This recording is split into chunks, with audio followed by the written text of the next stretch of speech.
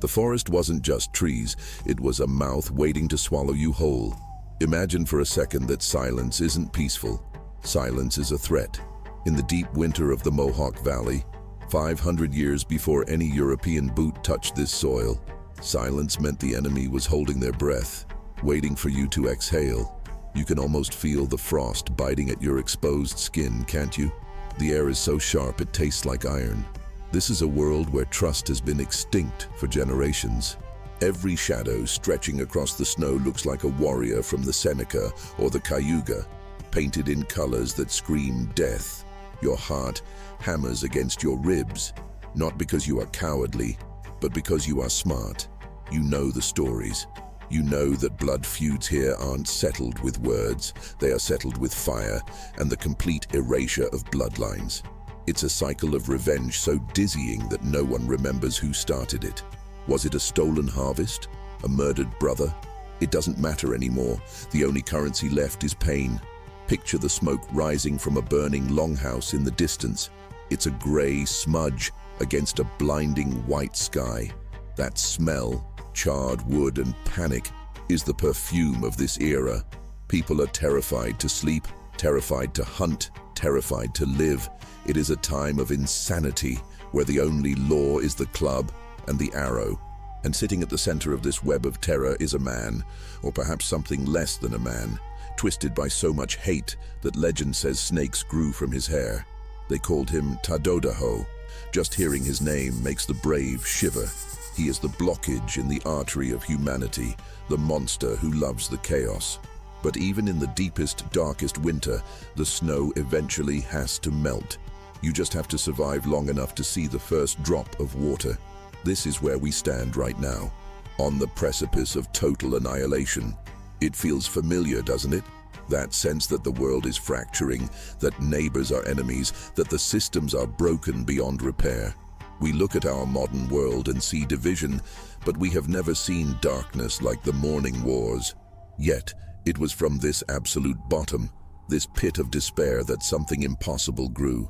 You see, we are often taught that democracy, liberty, and constitutional rights are inventions of the Enlightenment, gifts from men in powdered wigs in London or Philadelphia. But that is a convenient lie. Long before Locke or Montesquieu put quill to parchment, the Haudenosaunee, the people of the Longhouse, were engineering a social technology so advanced it would eventually become the blueprint for the United States itself. But they didn't do it with ink. They did it with wampum shells and a grief so profound it shattered the sky. I want you to put aside the history books that talk about savages and colonies. Those words are too small. Instead, look at the human cost. Think about what it takes to look into the eyes of the man who killed your children and offer him a hand instead of a blade. That is not just politics, that is a spiritual revolution. We are going to walk the path of Hiawatha and the great Peacemaker. We are going to witness the hardest thing a human being can do, forgive the unforgivable to save the future. This isn't just a story about the past, it's a mirror. If they could build a union of peace out of a chaotic slaughterhouse, what excuse do we have today? The wisdom is there, buried under the white pine, waiting for us to uncover it. But be warned, peace is often harder to carry than war. War is heavy, but it's simple. Peace is light, but it's slippery. The man stood at the edge of the lake and he looked like a ruin. His name was Hiawatha. You might know the name, but you don't know the man. Forget the romanticized poems. This was a man whose soul had been scooped out. He was Onondaga, a warrior, a speaker, a man of status. Yet here he was, reduced to a hollow shell. He stared at the gray water of the Finger Lakes, the wind whipping his hair across his face, but he didn't brush it away. Why would he? When you have lost everything, vanity is the first thing to go. 7 daughters. One by one, the sickness and the sorcery of the dark times had taken them. 7 voices silenced. The grief wasn't just sadness. It was a physical weight, like carrying a boulder on his back that grew heavier with every step. He had tried to stay. He had tried to reason with the Onondaga chief, the tyrant Haudenosaunee, whose mind was as twisted as the legendary snakes in his hair. But Haudenosaunee thrived on pain. Every time Hiawatha spoke of unity, another tragedy struck his house. It was a curse. "I am a dead man walking," Hiawatha whispered to the waves. His voice was raspy, unused. He turned his back on his village. He walked into the wilderness, effectively sentencing himself to death. In those days, a man without a clan, without a village, was meat for the wolves, or worse, for the raiding parties of the Mohawks or Senecas. But Hiawatha didn't care. He was looking for an end. He wandered aimlessly, eating roots and sleeping in the mud, letting the madness of grief take him. He was becoming what they called a cannibal of the spirit, consumed by his own sorrow, drifting further from humanity. Days turned into weeks. The forest, usually a place of danger, seemed to pity him. Bears watched him pass without charging. The cold seemed to wrap around him like a blanket rather than a shroud. He eventually found himself stringing together small white shells, wampum. He didn't know why. He just needed his hands to move. He threaded them onto a string, repeating the names of his daughters, weeping until his tear ducts were as dry as sand. This shell for the first smile. This shell for the way she ran. It was the first act of structure in a chaotic world. He was trying to organize his pain. Then, the shift happened. It wasn't a thunderclap. It was a ripple.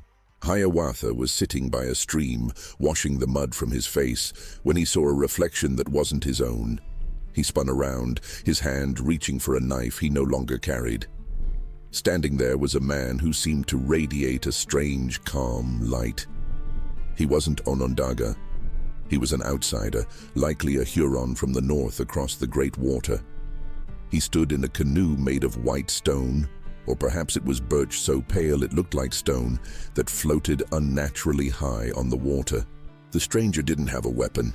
He had a face that looked like it had seen the beginning of time and the end of it, yet he smiled with the warmth of a hearth fire. "You have a great darkness in you," the stranger said. His voice wasn't loud, but it cut through the wind. "But there is no bottom to that hole. You can keep falling, or you can build a ladder." Hiawatha glared at him. "Who are you to speak to me of darkness? Do you know what I have lost?" "I know that you are trying to console yourself with those shells," the stranger said, pointing to the wampum in Hiawatha's hand. "You are trying to speak, but your words are choked by bile. I have a message, a good mind, a way to stop the killing." The stranger was the Peacemaker. He had been born with a stutter, a speech impediment that made it difficult for him to articulate the massive vision in his head. He needed a voice. Hiawatha, despite his grief, was known for his eloquence, his golden tongue. "I cannot help you." Hiawatha turned away. "I am broken." The Peacemaker stepped out of the white canoe. He walked up to Hiawatha, invading his personal space not with aggression, but with brotherhood. He took the string of shells from Hiawatha's trembling hands. "This is not just jewelry," the Peacemaker said, holding the wampum up to the light. "These are words. These are promises. We will use these to clear your eyes so you can see the truth again. We will use these to clear your throat so you can speak the truth again. We will use these to clear your ears so you can hear the truth again." This was the first condolence ceremony. Right there on the riverbank, the Peacemaker didn't ask Hiawatha to fight. He asked him to heal. He performed the rituals that would one day be the foundation of the Confederacy. He acknowledged the pain, validated it, and then gently set it aside so that life could continue. Hiawatha felt something crack inside his chest. Not a bone, but the hard shell of his despair. For the first time in years, he took a breath that reached the bottom of his lungs. "If we can do this for one man," the Peacemaker said, looking east toward the violent territory of the Mohawks, "we can do it for 5 nations. But we must go to the hardest place first. We must go to the people of the Flint, the Mohawks. They eat the flesh of their enemies. They know only war." Hiawatha looked at the stranger. Going to the Mohawks was suicide. It was walking into a tiger's den wearing a necklace of raw meat. But looking back at the empty forest, Hiawatha realized he had nothing left to lose but his life, and his life was already forfeit to his grief. "They will kill us before we speak a word," Hiawatha warned. The Peacemaker smiled. A dangerous, confident smile. They might try, but they have never heard a song like ours. They pushed the white canoe into the current. The water was fast, rushing toward the lands of the fiercest warriors in the known world. Hiawatha gripped the paddle, his knuckles white. He didn't know it yet, but he wasn't just paddling down a river. He was paddling straight into the history books. As they rounded the bend, the smoke of the Mohawk fires came into view, thick and black. And then, from the trees on the bank, the first arrow flew. The arrow thudded into the birch bark of the canoe, vibrating like an angry hornet just inches from Hiawatha's knee. A second arrow hissed into the water, then a third. Most men would have paddled backward, frantically trying to put distance between themselves and the death hiding in the tree line. But the Peacemaker didn't flinch. He didn't even stop paddling. He kept that steady, rhythmic stroke, dip, pull, glide, as if he were crossing a serene pond at sunset rather than invading the territory of the most feared killers in the woodlands. "Keep the rhythm," he murmured to Hiawatha, his voice calm enough to settle a crying infant. "Fear smells like prey. We are not prey." Hiawatha forced his muscles to obey. Every instinct in his warrior body screamed at him to pick up his club, to scream a war cry, to fight back. But he was learning that this new war, the war for peace, required a different kind of courage. It required the courage to be vulnerable. They beached the white canoe on the rocky shore of the Mohawk River, right in the open. They stepped out, unarmed, and waited. It didn't take long. The bushes parted silently. It's terrifying how quiet a dozen grown men can be when they have spent their lives hunting. The Mohawk warriors emerged like ghosts taking solid form. They were imposing, painted with the stark geometric lines of the Flint people, their hair roached high, bodies gleaming with bear grease to ward off the cold and insects. In their hands, they held heavy wooden clubs with ball heads, capable of crushing a skull in a single swing. They circled the two strangers. The air was thick with tension, a physical weight pressing down on the chest. You have to understand the mindset here. In this time, a stranger was an enemy. There was no concept of a tourist or a diplomat. If you weren't kin, you were a threat. The leader of the war party stepped forward. He was a mountain of a man, his face a map of scars. He looked at Hiawatha, a man he likely recognized by reputation, and then at the Peacemaker, this odd glowing figure with the stutter. "You have lost your way, Onondaga," the leader growled at Hiawatha, "or you have lost your mind. To come here without weapons is to ask for death." Hiawatha swallowed the lump in his throat. He looked at the Peacemaker, who nodded once. "Speak." "I come not for war." Hiawatha's voice boomed. This was the voice that had once swayed councils, now deepened by his suffering. "I come with a message from the Creator. We bring the great law. We bring an end to the mourning." The warriors laughed. It was a harsh barking sound. "The mourning ends when our enemies are dead," one of them sneered. "That is the law of the Flint. And how many of your sons are dead?" Hiawatha shot back, the question hanging in the air like smoke. "How many mothers in your village weep at night? You kill the Seneca, they kill you. You kill the Mohican, they kill you. The grave is the only one who wins this war. We are eating ourselves." The laughter died down. He had struck a nerve. Everyone had lost someone. That was the universal truth of the time. But words, even pretty ones, weren't enough to break the cycle of blood. The Mohawk leader narrowed his eyes. He looked at the Peacemaker. "And you? The quiet one. What do you say?" The Peacemaker stepped forward. He struggled with the words at first, the stutter catching on his tongue, but his eyes burned with an intensity that made the warriors step back. Unity," he said. "One arrow is easy to break." He picked up a stray twig from the ground and snapped it effortlessly. But 5 arrows, bound together, he mimed the action, straining against an invisible bundle, cannot be broken. The Mohawk chief was intrigued, but he was not convinced. Skepticism was a survival trait. "You speak of peace," the chief said, crossing his massive arms. "But peace is for the weak. We are the people of the Flint. We are hard. We spark fire. Why should we listen to a dreamer and a broken man? The Peacemaker looked up at the sky, then at the rushing river nearby. They were close to the Cohoes Falls, a terrifying display of nature's power, where the river plunged over a jagged cliff into a churning abyss of rocks and foam. "You need proof," the Peacemaker said clearly, the stutter vanishing for a moment as the spirit took hold of him. "You respect power. You respect strength. So, test mine." The challenge hung in the air. The Mohawks exchanged glances. This was the language they understood, a test of strength, a gamble with death. "There is a great white pine that hangs over the falls," the Peacemaker continued. "I will climb to the top of it. You will cut the tree down. If I die in the waters below, then my message is a lie, and you can continue your wars until you are all dust. But if I survive, you will listen." Hiawatha's blood ran cold. He grabbed the Peacemaker's arm. "This is madness," he hissed. "The falls will crush you. The rocks will tear you apart. We came to save them, not to commit suicide." The Peacemaker placed a hand on Hiawatha's shoulder. His skin was warm. "Fear makes the wolf look bigger than he is. Have faith." The procession to the falls was solemn. The entire village came out to watch. Men, women, children, hundreds of eyes fixed on the stranger.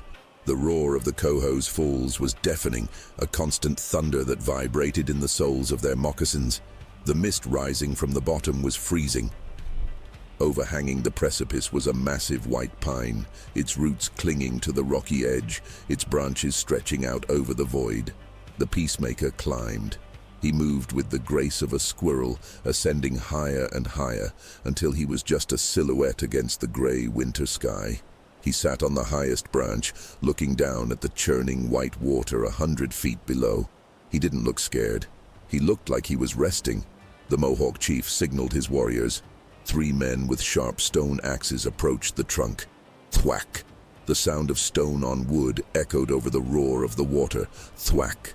Thwack! Hiawatha couldn't watch, but he couldn't look away. He felt sick. He had just found a reason to live, a mission that gave his pain meaning, and now he was watching that mission get chopped down like firewood. He wanted to scream at them to stop, but he knew it would be useless. This was the trial. The tree groaned. It was a terrible, deep sound, like the earth itself was in pain. Then, with a cracking snap that sounded like a gunshot, the trunk gave way. For a second, time seemed to suspend. The massive tree tipped slowly, then accelerated. The Peacemaker didn't jump. He didn't scream. He rode the tree down as it plummeted into the white curtain of the falls. Crash. The splash was enormous. The tree disappeared into the boiling foam. The warriors ran to the edge, peering over. Hiawatha fell to his knees. He stared at the water, waiting for a head to bob up, waiting for a sign. Nothing. Just the relentless, violent churning of the river. Minutes passed, then an hour. The Mohawks began to murmur. Some laughed. The chief looked at Hiawatha with a mixture of pity and contempt. "Your friend was a fool," he said. "The spirits do not protect fools. Go. We will not kill you today out of pity for your loss, but do not return." Night fell. The Mohawks returned to their longhouses, retelling the story of the crazy stranger who thought he could defy gravity. But Hiawatha didn't leave. He sat by the edge of the falls as the temperature dropped, freezing the mist on his cloak. He was hollowed out again. The darkness was back, deeper than before. "Why?" he whispered to the roaring water. "Why give me hope just to drown it?" He sat there until the sun began to bleed into the eastern sky. The morning was cold and crisp. Hiawatha prepared to stand up, to walk back into the wilderness and die properly this time. Then he smelled it. Smoke. Not the acrid smoke of a village fire, but the sweet, thin smoke of a lone campfire. He looked downriver, about a mile downstream, on a flat rock jutting out into the calm water. A thin pillar of smoke rose into the air. Hiawatha squinted. There was a figure sitting by the fire. He ran. He scrambled over the icy rocks, tearing his leggings, bruising his hands. He didn't care. He ran until his lungs burned. As he got closer, the figure turned.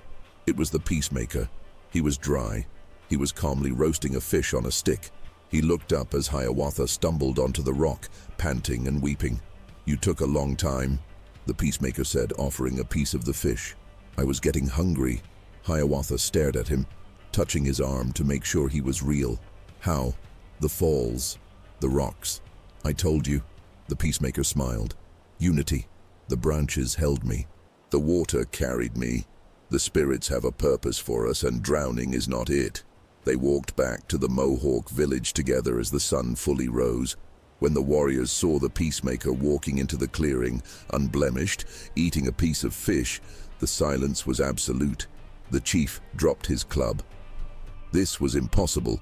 This was power beyond physical strength. This was medicine of the highest order. The chief walked up to the Peacemaker and fell to one knee. He bared his neck, offering his life. "I am a man of flint," the chief said, his voice shaking. "But flint can be shattered. You are water. Water cannot be broken. Tell us your law. We will listen." That day, the Mohawks became the first nation to accept the Great Peace.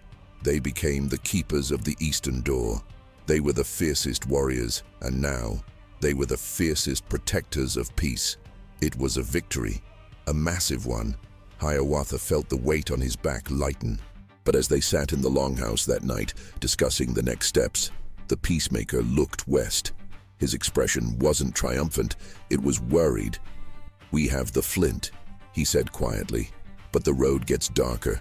The Oneida will listen, the Cayuga will listen, but at the center waits the spider, Haudenosaunee." Hiawatha whispered the name, and the warmth of the fire seemed to vanish. "He knows we are coming," the Peacemaker said, staring into the flames. "And he is not just a man anymore. He is the embodiment of the war we are trying to end. To win the peace, Hiawatha, we will have to walk into the lair of a monster and convince him to be human again. Think about the momentum of a snowball rolling down a hill. At first, it's just a handful of flakes, fragile and easily crushed. But give it time, give it gravity, and it becomes an avalanche capable of snapping trees in half. That is what was happening now. We left the Mohawk Valley not just as two men in a canoe, but as a movement.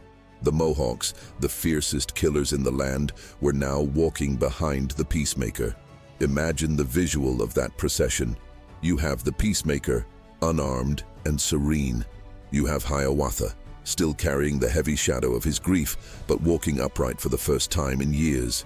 And behind them, a phalanx of Mohawk warriors, their faces painted not for war, but for a pilgrimage. This wasn't an army of conquest, it was an army of conversion. But as we move west, the terrain changes, and so does the challenge. We are entering the land of the Oneida, the people of the Standing Stone. If the Mohawks were the fire, the Oneida were the earth. They were stubborn, grounded, and deeply skeptical. You couldn't dazzle them with a physical stunt like jumping off a waterfall. They didn't care if you could fly. They wanted to know if your ideas had roots. When the delegation arrived at the main Oneida settlement, the reception was cold. These people had spent generations fortifying their hearts against their neighbors. Trust is a muscle, and theirs had atrophied. "Sit with this feeling for a moment," the Peacemaker whispered to the group as they stood before the Oneida Council. "The suspicion, the tightness in the chest, that is the wall we must dismantle, not with force, but with logic." The Oneida chiefs sat on a large granite boulder, their namesake Standing Stone. They looked down at the Peacemaker. "You tamed the Mohawks," the head chief said, his voice like grinding gravel. "That is impressive, but we are not Mohawks. We do not jump at shadows. Why should we join this league of yours?" Here, the Peacemaker didn't climb a tree. He sat down on the dirt. He picked up a stick and drew a circle. "Inside this circle," he said, "is the great law. Outside is the chaos you live in now. Look at your fields, half-harvested because you fear raiders. Look at your children. They play in silence so they aren't heard by enemies. Is that life? Or is that just waiting for death?" He looked up, catching the eyes of the mothers in the crowd. He knew that in this culture, the women held the true power of the land. "We propose a longhouse," Hiawatha added, his voice resonating with the authority of experience. "Not a longhouse of bark and wood, but a longhouse of nations. The Mohawks guard the east. You, the Oneida, will be the next pillar. We are not asking you to give up your sovereignty. We are asking you to expand your family. In this house, an attack on one is an attack on all." The debate lasted for days. The Oneida didn't make snap decisions. They chewed on words like tough meat. But the presence of the Mohawk warriors, men who weeks ago would have burned the Oneida cornfields, standing there peacefully, was the ultimate proof. It was a living miracle. Finally, the Oneida chief stood up. He placed a hand on the standing stone.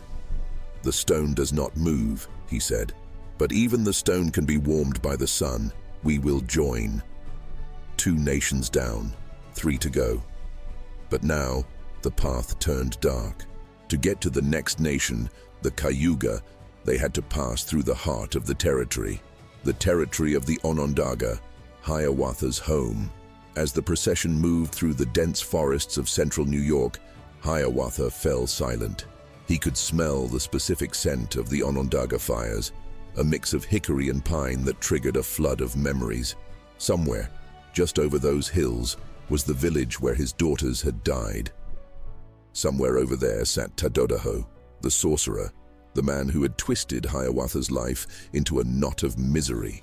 The temptation to veer off the path, to take this new army of Mohawks and Oneidas and storm the Onondaga village, was intoxicating. Hiawatha clutched the wampum beads at his chest. He could end it. He could kill the monster. The Peacemaker stopped walking. He didn't look at Hiawatha, but he spoke directly to his soul.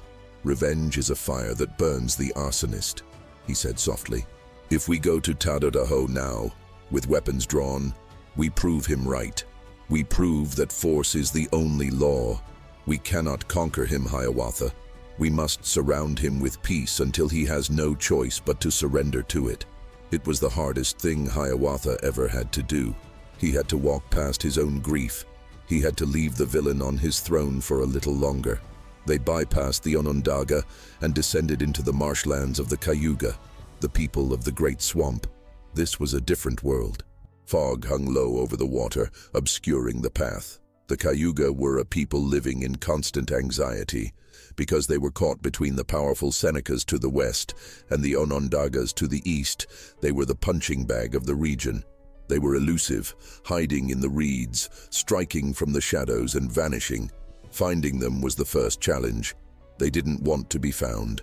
"We have to sing," the Peacemaker said. "Sing?" a Mohawk warrior asked, confused. "We are in enemy territory. Singing gives away our position." "Exactly," the Peacemaker smiled. "Those who hunt use silence.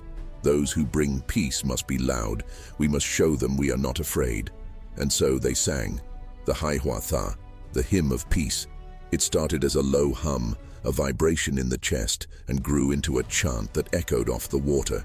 Jigonsasi, Jigonsasi, new mind, new mind. Deep in the swamps, the Cayuga scouts heard it. It was a sound that didn't belong in their world. It wasn't a war cry, it was harmonious.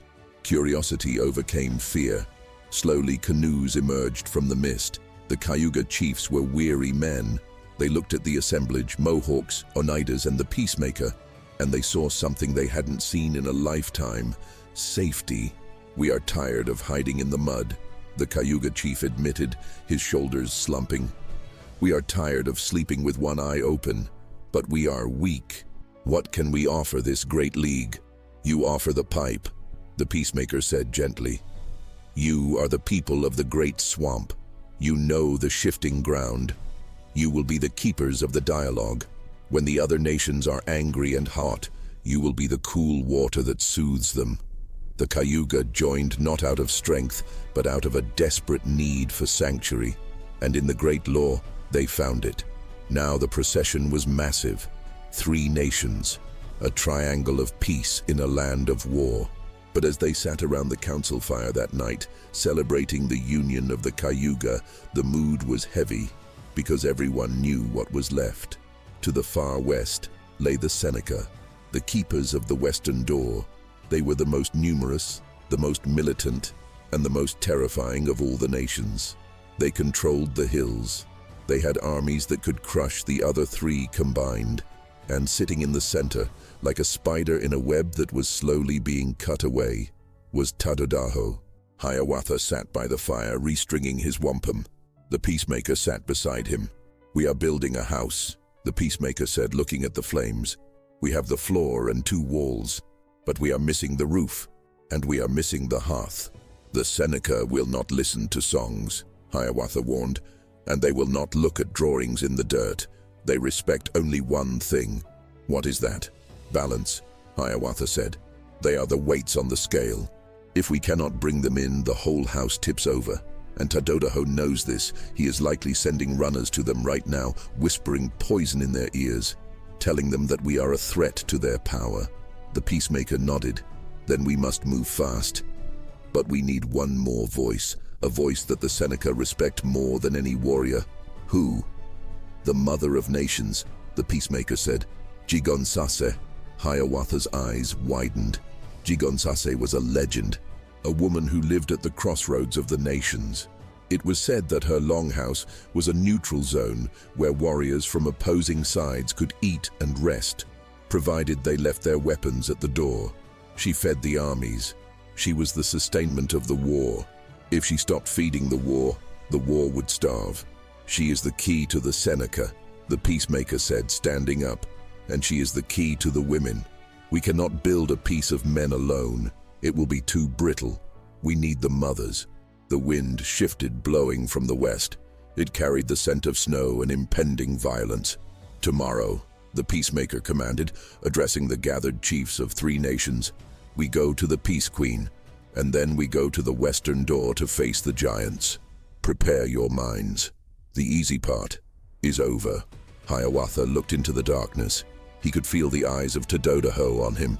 Miles away, the sorcerer was waiting. But for the first time, Hiawatha wasn't just a grieving father running from the past. He was a builder of the future. "Let them come," Hiawatha whispered. But as they slept, a runner arrived from the west, breathless and covered in blood. He collapsed at the feet of the Peacemaker. "The Seneca," the runner gasped, clutching his side. "They are not waiting for us.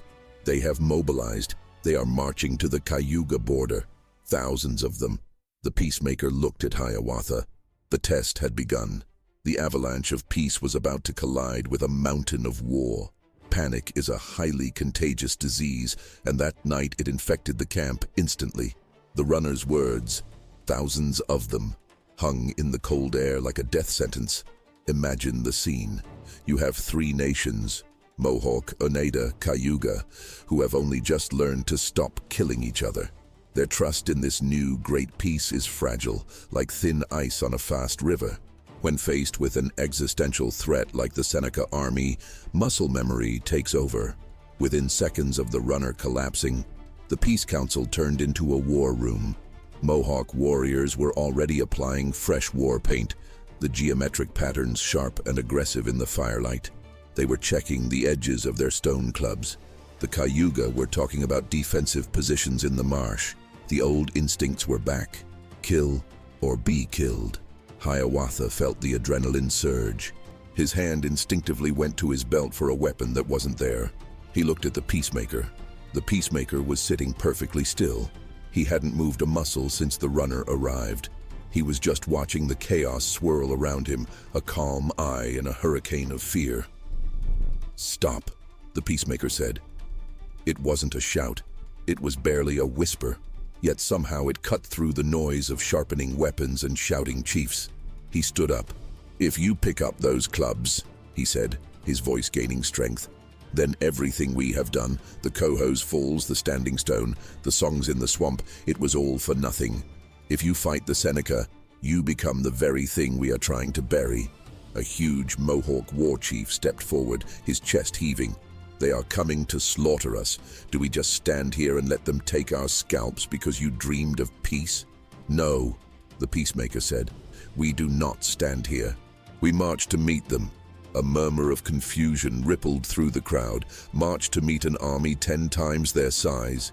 But not with weapons, the Peacemaker continued. We go armed with something stronger. We go with the mother. He turned to Hiawatha. We go to Haudenosaunee. Now, tonight. This was a gamble of epic proportions. The Seneca were marching from the west. Haudenosaunee territory was directly in their path. To go to her was to place themselves between the hammer and the anvil. But Hiawatha understood the logic. The Seneca were massive, powerful, and proud. They wouldn't listen to men they considered weaker, but they might listen to the woman who had fed their fathers and their sons. They left the main body of the warriors behind, taking only a small delegation of chiefs from the 3 nations. They moved fast through the night, guided by the runner. Haudenosaunee longhouse was legendary not for its size, but for its location. It sat squarely on the main trading route that crossed the entire region. For decades, it had been the only neutral ground in a world of total war. She was known as the New Face, the woman who saw no tribe, only hungry mouths. When they arrived just before dawn, smoke was already rising from her smoke holes. She was expecting them. News traveled fast in the woodlands. Haudenosaunee was waiting at the door. She was not what you might expect a peace queen to look like. She wasn't delicate. She was a woman built for hard labor, with arms strong from grinding corn and eyes that had seen the absolute worst of humanity. She wore practical deerskin, oiled and worn. She looked at the Peacemaker, then at Hiawatha, recognizing the sorrow etched into his face. You bring trouble to my door, she said. Her voice was flat, factual. The big army from the west is burning the path to get here. They say you are building a trap for them. We are building a home for them, the Peacemaker corrected gently. He motioned to the chiefs behind him, Mohawk, Oneida, Cayuga standing shoulder to shoulder. Look, the trap is already sprung. We are caught in peace. Haudenosaunee snorted. She walked over to a massive cauldron bubbling over a fire pit outside. It smelled of roasted corn and venison. Men always have grand words for what they do. You kill, you call it glory. You stop killing, you call it peace. I just call it feeding people who are too busy fighting to grow their own food. She stirred the pot vigorously. Why are you here? If you want soup, take a bowl. If you want me to fight your battles, keep walking. The Peacemaker walked up to the cauldron. You have fed the war for 20 winters, Haudenosaunee. You have been the mother to warriors on their way to die. You act as a neutral party, and that is noble. But it changes nothing. The men you feed today are killed tomorrow. He looked deep into her eyes. I am asking you to stop feeding the death. I am asking you to feed the life. Join us. Be the mother not just of warriors, but of nations. Hiawatha stepped forward, holding out a string of wampum that he had made specifically for this moment. It represented the central pillar of the great law they were proposing. Under this law, Hiawatha said, his voice trembling slightly, the men will fight, and the men will speak in council. But the women will hold the soil. You will control the land. You will control the food. And most importantly, you, the clan mothers, will appoint the chiefs. And if a chief speaks for war when he should speak for peace, you will have the power to remove his horns of office. Haudenosaunee stopped stirring. The silence in the clearing was profound. This was revolutionary. In a world dominated by brute force, these 2 men were offering women the ultimate political veto power. They were proposing a balance of power that didn't exist anywhere else on Earth at the time. They weren't just asking for her help, they were offering her the keys to the kingdom. She looked at the wampum string, then back at the bubbling soup. She thought about the thousands of young faces she had seen over the years, boys she had fed who never came back down the trail. If I do this, she said slowly, the Seneca will view it as a betrayal. They rely on my station here. They rely on your corn, the Peacemaker said. When the stomach is full, the ears can listen. Slowly, deliberately, Haudenosaunee took the wampum string from Hiawatha. She tied it around her neck. The soup is ready, she said. Let us go feed the army of the West. The timing was terrifyingly perfect. As the sun crested the hills, the ground began to vibrate. It wasn't subtle. It was the rhythmic thud of thousands of moccasined feet shaking the earth. The Seneca army crested the hill. It was an awe-inspiring and horrifying sight. They were the keepers of the western door for a reason. They were bigger, better equipped, and more numerous than any other nation. Their war chiefs wore elaborate headdresses of turkey feathers and wood, and their faces were painted black and red, colors of death and blood. They stopped about 200 yards away, a sea of warriors. At their head were two mighty chiefs representing the dual nature of the Seneca people. The Peacemaker, Hiawatha, and the small delegation of chiefs stood their ground. But they didn't step forward. Instead, Haudenosaunee walked out alone. She walked into the open field between the tiny group of peacemakers and the massive army of destroyers. She carried nothing but a large wooden ladle. She stopped 50 yards from the Seneca line. She looked at the two towering war chiefs. She recognized them. She had fed them when they were just boys on their first raid. "Are you hungry?"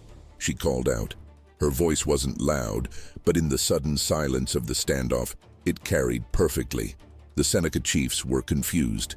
They expected a battle line, arrows flying, or perhaps groveling diplomacy. They didn't expect their national auntie offering them breakfast with a ladle. "We are on the warpath, mother," one of the chiefs shouted back, his voice gruff. "We have come to crush the new alliance that threatens the West." "There is no alliance against you," she said calmly. "There is only dinner. I have made corn soup. Enough for everyone. But I have a rule in my house, you know this. No weapons at the fire." She plunged the ladle into the dirt, standing it upright like a staff. "Put down your clubs. Come eat. We can talk about crushing people after you have had a full belly." It was a masterstroke of psychological warfare. She had infantilized the greatest army in the land. If they attacked her, they were cowards, killing the woman who fed them. If they refused to eat, they were petulant children. The Seneca warriors behind the chiefs began to shuffle. They were hungry. They had marched all night, and the smell of Haudenosaunee soup was drifting across the field. The two chiefs looked at each other. They looked past her at the Peacemaker, who was just standing there, unarmed, watching. They looked at the Mohawk and Oneida chiefs, men they had fought for years, standing together without weapons. The social pressure was immense. The sheer visual impossibility of what they were seeing began to crack their resolve. Slowly, excruciatingly slowly, one of the Seneca chiefs lowered his heavy war club until the head rested on the grass. The other followed suit. A sigh of relief seemed to rush through the entire Seneca army. The tension broke. An hour later, the impossible was happening. Seneca warriors were sitting on the ground, eating soup out of wooden bowls, alongside the delegation of their former enemies. It was tense. Nobody was telling jokes, but they weren't killing each other. The Peacemaker, Hiawatha, and Haudenosaunee sat with the two Seneca chiefs. "You have great magic," one Seneca chief grumbled, wiping soup from his chin. "To stop an army with soup? I have never seen this." "It is not magic," the Peacemaker said. "It is the good mind. Why fight when you can eat together? You are the keepers of the West. You are strong. The longhouse we build needs your strength to hold up the roof. Without you, we are exposed to the winds from the Great Lakes." Hiawatha laid out the plan, the great law, the unity, the end of the morning wars. The Seneca listened. They were pragmatic people. They saw the advantage of not having to constantly defend their eastern border. They saw the power in this new union. But as the sun began to set, the senior Seneca chief shook his head. He looked east, toward the dark forests of central New York. "Your words are good," the chief said, "and your soup is good, mother. We see the wisdom in this league. We are willing to lay down our arms against the Mohawk, the Oneida, the Cayuga. We are willing to join you." Hiawatha felt a surge of triumph. They had done it. 4 nations. "But," the Seneca chief cut through the celebration, "we cannot fully enter this longhouse yet." "Why not?" Hiawatha asked, his heart sinking. The chief leaned in close, his eyes hard as flint. "Because you are building a house around a pile of rotting meat. You ask us to join hands with the others, but in the center of it all, on the Onondaga Hills, sits Haudenosaunee." The name sucked the air out of the conversation. "He is a rabid dog. The other Seneca chief spat. He employs sorcery. He kills for sport. We will not sit in a council fire with a monster. If you want the Seneca, you must clear the center. You must deal with Tadodaho. The chief stood up, signaling his army to prepare to move out. We will go back west. We will wait. If you can tame the monster, come tell us. If you cannot, then this great peace is just a dream, and we will return with fire. The Seneca army melted back into the twilight, leaving the small band of peacemakers alone again. Hiawatha felt sick. They had achieved the impossible, uniting 4 warring nations. But it all meant nothing if they couldn't solve the final piece of the puzzle. He looked at the Peacemaker. The Peacemaker was looking towards Onondaga territory, the direction of his own home, the home he couldn't return to. The roof cannot go on until the central pillar is set. The Peacemaker murmured. He will not listen to songs, Hiawatha said, his voice heavy with dread. He will not eat soup with us. He has killed everyone I love. How do we face a man who has no soul left? The Peacemaker turned to Hiawatha. His eyes were incredibly sad, but burning with resolve. We don't face him alone, Hiawatha. Not this time. We have the Mohawks, we have the Oneidas, we have the Cayugas, and we have the promise of the Senecas. We have the Mother of Nations. He pointed toward the dark, looming hills in the distance, the heart of darkness where the sorcerer waited. Tomorrow, we do not go as diplomats. We go as a choir. We go with the combined voice of 4 nations. We are going to sing so loud that we either heal his twisted mind or we shatter it completely. You have to understand the sheer weight of what was happening here. We talk about movements in history, civil rights, revolutions, cultural shifts, but usually those happen over decades. This was happening over days. It was a fever breaking. The procession that left Gigonsase's longhouse wasn't just a group of travelers. It was a physical manifestation of a miracle. Picture the column stretching out through the old-growth forest. In the lead, the Peacemaker, walking with that strange, unhurried gait of his. Beside him, Hiawatha, a man walking toward his own nightmare. Behind them, the clan mothers, led by Gigonsase, carrying the moral authority of the earth itself. And then, the warriors, Mohawk, Oneida, Cayuga, and the Seneca representatives. Men who had spent their entire lives dreaming of killing each other were now walking in step, breathing the same air, their weapons bound and stowed. The sound of their movement wasn't the rhythmic stomp of a war party. It was a low, steady hum. It sounded like a river changing course. But as they crossed the boundary into Onondaga territory, the atmosphere shifted. You know that feeling when the air pressure drops before a tornado? That sudden static heaviness that makes the hair on your arms stand up. That was the air here. The birds stopped singing. The wind seemed to die in the treetops. Hiawatha stopped. He leaned against a massive oak tree, his breath coming in shallow gasps. His skin had turned a sickly shade of gray. "I cannot go in there," he whispered. His hands were shaking so hard the wampum beads he held rattled like bones. "He is in my head, Peacemaker. I can feel him. He is clawing at the inside of my skull. It wasn't cowardice, it was trauma. We are asking a man to walk into the house of the serial killer who murdered his family and offer him a hug. It is an impossible ask." The Peacemaker didn't offer a platitude. He didn't say, "It will be okay." He walked over and placed a hand on Hiawatha's chest, right over his heart. "He is not in your head, Hiawatha. He is in your pain. And your pain is about to become your power. Look behind you." Hiawatha turned. He saw hundreds of faces, warriors, mothers, elders. They were all looking at him. They weren't looking at him with judgment. They were looking at him with hope.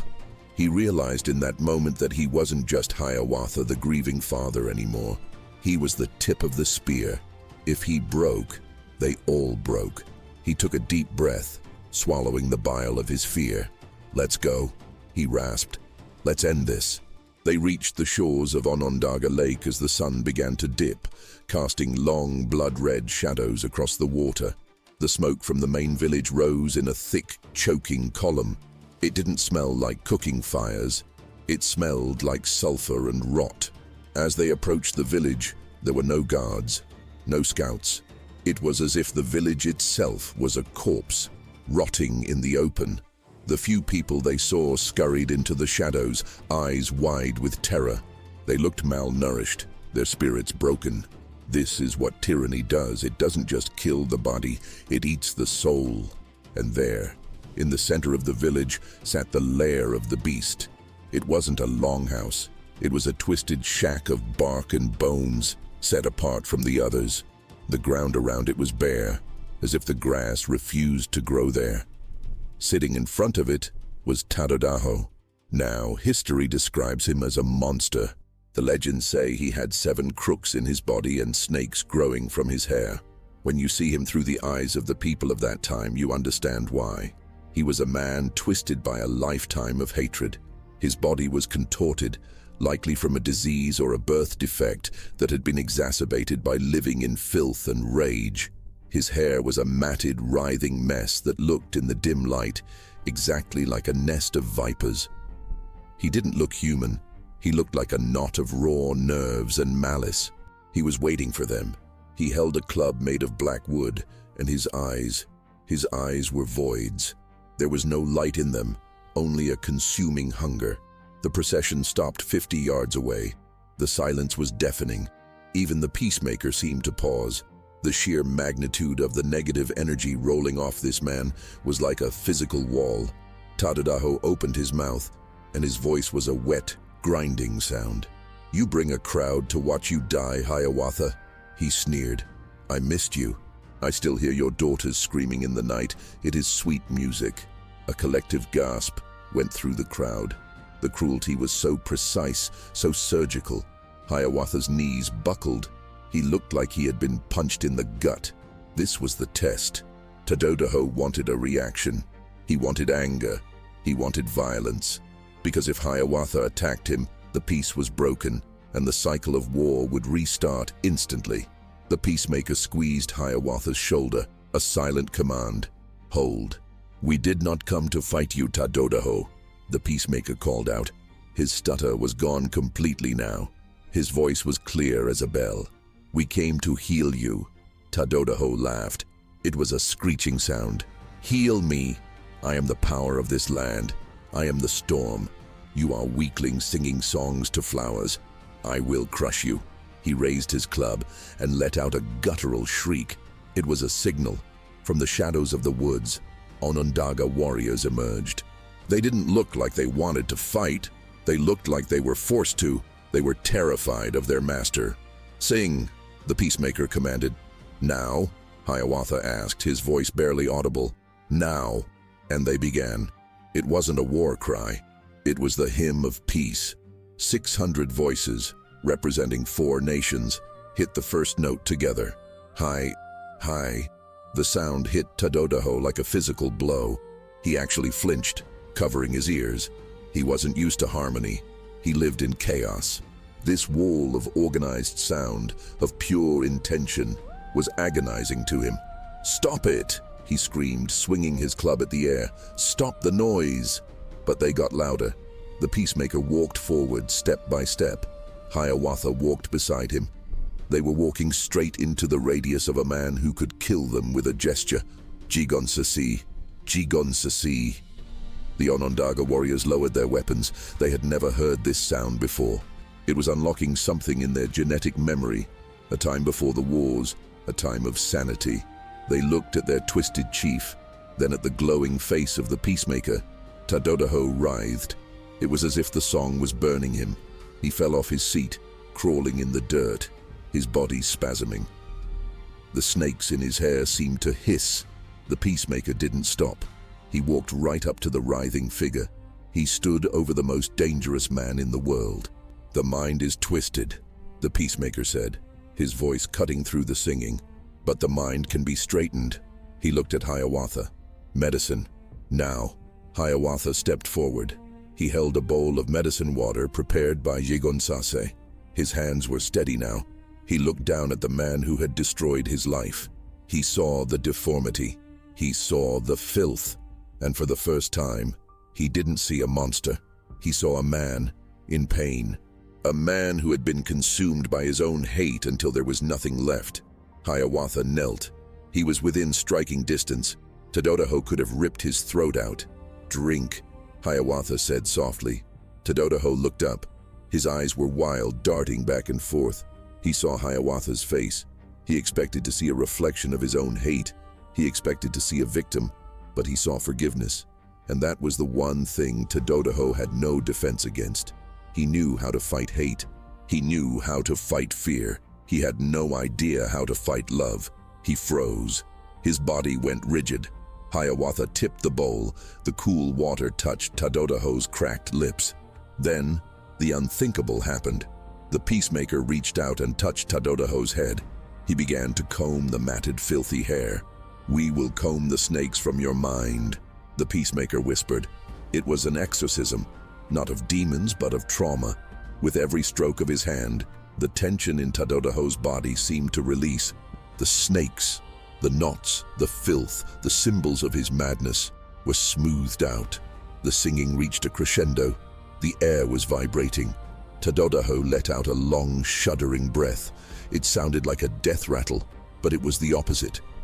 It was the sound of a fever breaking, his limbs untwisted.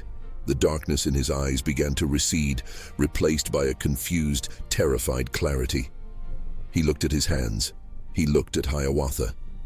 "You," Haudenosaunee rasped, his voice sounding human for the first time in years. "You are still here? We are all here," the Peacemaker said, "and we have a place for you." "A place?" Haudenosaunee tried to sit up. "I belong in the fire." "No," Hiawatha said, and here comes the masterstroke, the piece of political genius that saved the Confederacy. "You do not belong in the fire. You belong at the head of the fire." The Peacemaker gestured to the gathered nations. "We have the Mohawks, the Oneidas, the Cayugas, the Senecas, but a house needs a roof. A fire needs a keeper. We offer you the Onondaga, the position of the firekeepers." Haudenosaunee stared at them. They were offering him the chairmanship after everything he had done. "Why?" he whispered. "Because," the Peacemaker smiled. "Only the man who has known the deepest darkness can truly appreciate the light. We need your strength, Haudenosaunee, but we need it used for peace, not war." It was done. The monster was tamed. The final piece of the puzzle clicked into place. The Onondaga warriors dropped their weapons and wept. The relief was instantaneous. The war was over. But as the celebrations began, as the food was brought out and the five nations mingled for the first time in history as brothers, Hiawatha felt a strange coldness in his chest. He walked away from the fire, toward the edge of the dark woods. He had done it. He had avenged his daughters not with blood, but with a peace that would last for centuries. He had finished his mission. The Peacemaker found him there, leaning against a tree, looking up at the stars. "It is a good night," the Peacemaker said. "It is," Hiawatha agreed. He sounded incredibly tired. "The work is done. The longhouse is built. The building is done," the Peacemaker corrected. "Now begins the living. We must plant the tree of peace. We must bury the weapons." "You will plant the tree," Hiawatha said softly. He turned to look at his friend, his eyes glistening. "My path ends here, Peacemaker." The Peacemaker frowned. "What do you mean? You are the voice of the League. You are the one they listen to." Hiawatha shook his head. He placed a hand on his chest, where his heart was beating with an irregular, fluttering rhythm. The stress of the years, the grief, the journey, the confrontation. The human body has limits. "The vessel is cracked," Hiawatha whispered. "I held it together long enough to carry the water, but now—" He stumbled. The Peacemaker caught him. "Hiawatha, I can hear them." Hiawatha smiled, his eyes looking at something the Peacemaker couldn't see. "My girls. They are calling me from the other side of the river." He slumped in the Peacemaker's arms. The architect of peace, the man who had walked through hell to save his people, was collapsing just as the dawn of the new era was breaking. The Peacemaker looked back at the roaring fire of the five nations, then down at his dying friend. The victory was won, but the cost was about to be paid. The Peacemaker knelt in the dirt, holding the man who had been his voice. Around them, the forest was alive with the sounds of a celebration that Hiawatha had engineered but could no longer join. The drums of the Mohawks, the flutes of the Oneidas, it all sounded distant, like a heartbeat underwater. Hiawatha's breathing was shallow. He wasn't bleeding. There was no arrow in his chest. This was the sheer physical toll of carrying a nation's trauma. He had processed the grief of an entire continent through his own nervous system. "Do not close your eyes," the Peacemaker whispered, his voice trembling for the first time since the Cohoes Falls. "We have one last thing to do. You have to see it." Hiawatha struggled to focus. I am tired, old friend. The work is done." "The treaty is done," the Peacemaker corrected, hoisting Hiawatha up, supporting his weight. "But the symbol must be planted. If we do not bury the weapons now, while the iron is hot, they will pick them up again in a week. Human memory is short, Hiawatha. We must scar the earth so they never forget." Supported by the Peacemaker, Hiawatha stumbled back toward the firelight. When they emerged from the darkness, the celebration stopped. The warriors saw their leader, the man who had spoken for peace when everyone screamed for war, broken and frail. A hush fell over the assembly. Haudenosaunee, the newly minted firekeeper, stood up. He looked at Hiawatha with a mixture of confusion and profound respect. The man who had been a monster an hour ago rushed forward to help support the man who had saved him. Think about that image. The Peacemaker on one side, Haudenosaunee on the other, supporting Hiawatha. The divine, the redeemed monster, and the broken human. That triad is the foundation of the Confederacy. "Bring me the weapons," the Peacemaker commanded. His voice boomed, echoing off the hills. The warriors hesitated. A warrior's club is his life. It is his status. It is his protection. To give it up is to stand naked before the world. "You want peace?" The Peacemaker challenged them. "Peace is not just words. Peace is action. Bring them here." Slowly the piles began to grow. Stone axes, flint knives, heavy wooden clubs, bows made of hickory. They were heaped into a mound that looked like a monument to death. The Peacemaker pointed to a massive white pine tree standing at the edge of the clearing. Its needles were 5 to a bundle, symbolizing the 5 nations. "Uproot it," he ordered. "This is where the legend blends with reality." They say the Peacemaker pulled the tree up with one hand. Perhaps it was the collective strength of 50 men. It doesn't matter how it happened. What matters is what was underneath. Beneath the roots of the great white pine was a deep cavity, and at the bottom of that cavity, a swift underground river rushed through the caverns of the earth. You could hear the water roaring deep below, a sound like the earth's own blood pumping. "Cast them in," Hiawatha whispered. He was leaning heavily on Haudenosaunee now. "Let the water take them." The warriors stepped forward. One by one, they threw their weapons into the hole. The heavy clubs tumbled down into the darkness, splashing into the unseen river. Gone. The current swept them away, carrying them to the deepest parts of the earth where no man could ever retrieve them. "We bury the hatchet," the Peacemaker declared. This is where the phrase comes from. It's not a metaphor. It was a literal geological disposal of the tools of genocide. We bury them so deep that our grandchildren will not even know what they looked like. Once the last weapon was thrown in, they replanted the tree. The roots took hold instantly, sealing the wound in the earth. The Peacemaker looked up. He pointed to the very top of the pine. "And there," he said, "we place the eagle." He gestured, and in the story, a great eagle descended to perch on the highest branch. "The eagle sees far," the Peacemaker explained to the silent crowd. "He is your vigilance. Peace is not sleep. Peace is not weakness. You must watch the horizon.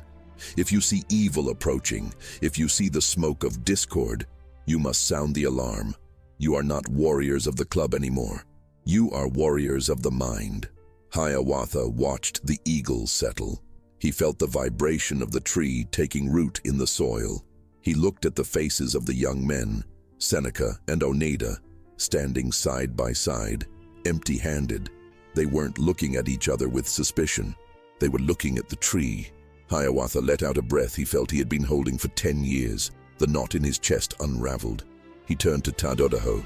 "It is yours now," Hiawatha said, his voice barely a whisper. "Keep the fire clean." Haudenosaunee, the man who had murdered Hiawatha's daughters, wept openly. He gripped Hiawatha's hand. "I will guard it with my life. I will not let the smoke turn black." Hiawatha smiled.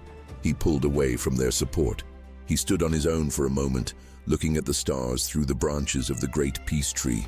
"My canoe is waiting," he said. He didn't die on the ground in front of them. That would have been too heavy. Instead, he turned and walked toward the lake. The mist was rising again, white and thick.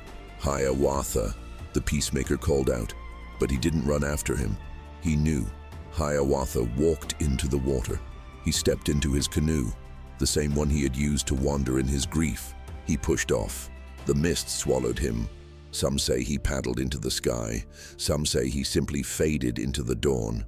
But the man Hiawatha was gone, reunited with the daughters he had lost, leaving behind a legacy that would outlive the stone of the mountains. The peacemaker stood alone by the tree. He turned to the 5 nations. "He is gone," the peacemaker said, "but his words are in the wampum. Now, listen to me. This is the final law." He held up his hand, fingers spread. "We do not build this for ourselves. We are already old. Our time is passing. We build this for the 7th generation." He looked at the pregnant women in the crowd. "In every deliberation," he said, his voice echoing with the weight of prophecy, "you must consider the impact of your decisions on the faces of the unborn. Not your children, not your children's children, but the 7th generation coming out of the earth. You must ask, will this water be clean for them? Will this land be safe for them? Will they know peace? If the answer is no, you do not do it." It was a staggering concept, a political system based not on quarterly gains or election cycles, but on a 200-year timeline of responsibility. The peacemaker stayed for a while, teaching them the structure of the Confederacy. He taught them how the clan mothers would appoint the chiefs. He taught them how the Onondaga would moderate the debates between the Mohawk, Seneca, and the Oneida Cayuga. He built a machine of governance so resilient that it would survive plagues, colonization, and attempts at erasure. And then one day, he gathered them by the lake. "My work is done too," he said. "I go back to the Creator, but I leave you a promise." He pointed to the great white pine. "If this tree ever begins to rot," he said, "if the needles turn brown, if the roots lose their grip, call my name. If you have kept the good mind, I will return to fix it." He didn't take a canoe. He walked into the woods toward the north and simply vanished into the landscape he had saved. Now stop for a second. Take a breath. Look around you. We are sitting here, hundreds of years later. We think of this as a nice story, a myth. But look at your dollar bill. Look at the bundle of arrows in the eagle's claw on the Great Seal of the United States. Look at the structure of the U.S. Constitution, a federal system of United States with distinct powers. Where do you think that came from? Ben Franklin knew this story. He studied the Iroquois. He sat in their councils.